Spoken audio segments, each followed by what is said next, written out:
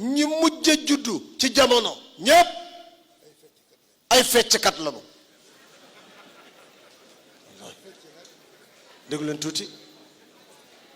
te ne fecc nag ku la dàq fecc moo la gën a ñàkk kersa ñi mën a fecc ñépp amatuñu kersa dëgër bët ñàkk fulla beneen bi ci topp mooy mën nañ koo jàmbat waaye responsable bi nag dëgg-dëgg mooy état bi mooy affaire góor jigéen homosexuel nañ ci wax baaxul santul yàlla ñaaw na te nag mbir la moo xam ni ku ca mën dara te waxuloo ca ku ca kontaan yow yaag ñooma yam góor di séyeg góor fala mbon yam jigéen di séyeg jigéen fala mbon yam fii nag amu fi woon aha kay amoon na fi bu yàgg booba manifestement góor jigéen yi dañ daan def nii seen loxo dammal seen loxo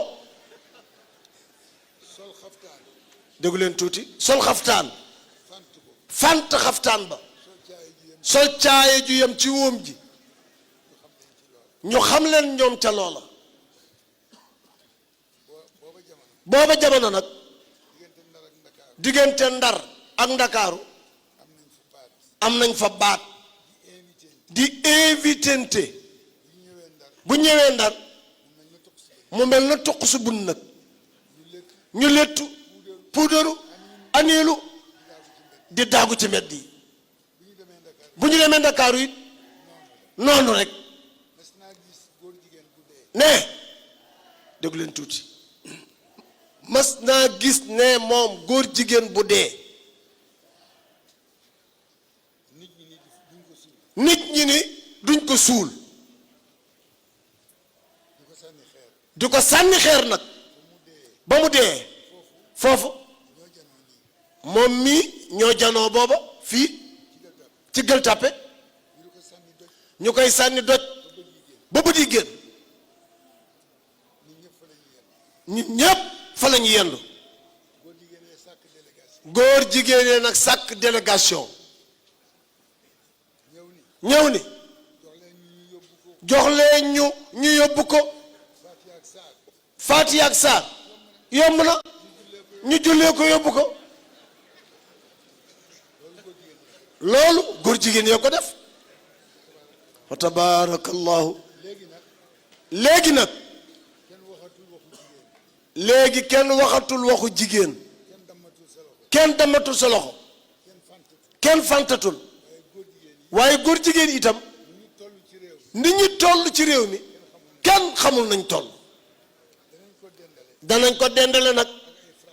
ak ay formation waaye état bi ci boppam li ñuy wax impunité moo waral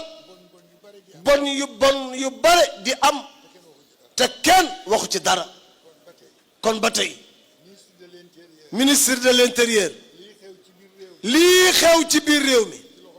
ci loxoom lañ ko teg góor jigéen yaa ngoog wax ci